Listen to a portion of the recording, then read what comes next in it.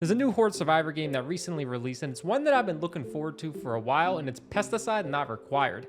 I played this game a few months back during the last Steam Next Game Fest, and I was a little skeptical going in because it's a Horde Survivor game, and I'm always not the biggest fan of Horde Survivors. I get a little tired of them kind of fast, but I was pleasantly surprised with how good the demo was and how unique it kind of felt as a Horde Survivor. So let's talk about everything this game has to offer quickly and precisely as always, and why this might be my favorite Horde Survivor of the year already. My history of this genre isn't that great, as I've played a good handful of these games, probably about 20 to 30, and I've played most of them for a few hours and have the general idea of what they do, and they all kind of feel the same. I get a little tired after about 5 hours and I'm just like, okay, let's move on to the next one. But Pesticide Not Required combines farming simulator elements along with Vampire Survivor elements of just killing a bunch of enemies, has some fishing and some mining, but all those other elements aren't really a major point in the game. Inside of the run you play as one of many frogs, and every frog has different starting abilities like you have in a Horde Survivor game, and your goal is to survive about 15 days on the farm while fishing, mining, harvesting, and buying a lot of weapons. And after every day, an ant shop opens up, and at the ant shop, you're able to buy seeds for the regular farming, which gives you XP and a little bit of money, and it tells you how long it takes to grow. Or you can buy weapon seeds, which count as your weapons, and the more weapon seeds you buy for that weapon, the more you level it up. It's quite simple, really. And you can also buy more farmland so you can harvest more crops. And every once in a while, you can even buy a pet, and the pet gives you nice benefits that last the entire run.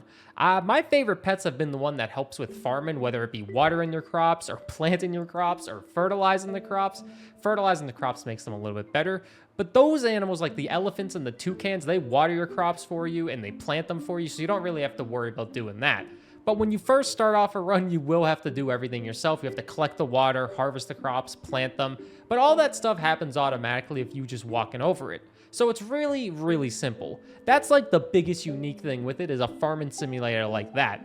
I know there's a farming simulator type Horde Survivor out there, but I never really played it. And this one just felt really good to me. And that's the main farming, that's the most unique thing. You have fishing, which gives you XP, which is quite easy to do. You just stand still on a little ripple effect in the water, and then you get a fish. And then there's also mining, which you just stand still in front of a rock, and that gives you a lot of gold. The insides of a run are really simple. That's really it. You survive 15 days like that, and you win. I will say I've only played a few runs so far, and both runs got incredibly busted incredibly early, so it seems like a game that's kind of easily cheese it compared to other Horde Survivors that start off a little bit hard. This one seems a little easy. This game does have meta progression and a lot of different characters to unlock. And unlocking characters reminds me of one of the best Horde Survivors that I've played with, Brotato, where you unlock characters based off doing certain things inside your run, basically achievements, and they're not overly complicated to unlock, and it's just kind of nice. The characters having all their different unique movesets also reminds me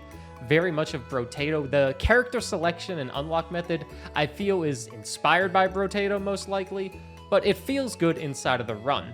And besides unlocking characters, the only other thing that I've unlocked outside of a run so far is meta progression.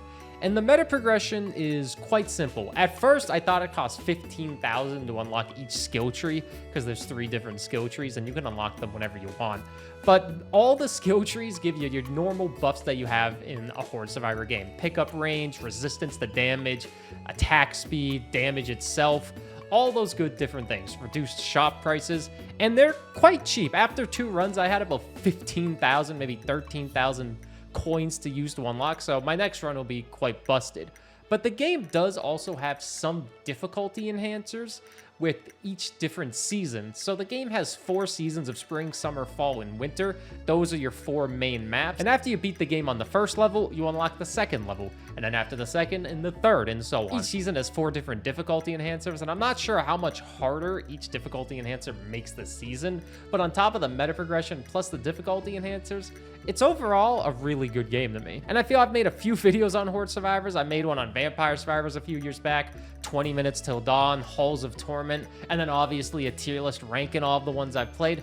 I'd put this one right probably in A tier, really. It doesn't seem like it has the craziest amount of content, but it has good replayability like Brotato with character unlocks, and seems like it's pretty good difficulty enhancers. It might not be as good as Brotato, probably doesn't have Steam Workshop features yet either, but the meta progression's good, difficulty's okay.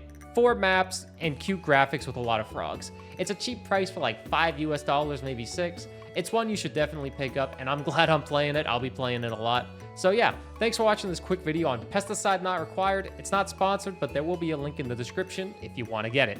An extra special shout out to the people that support me on Patreon still. And yeah, you guys make it all possible. So thanks for your support, and I'll see you next time.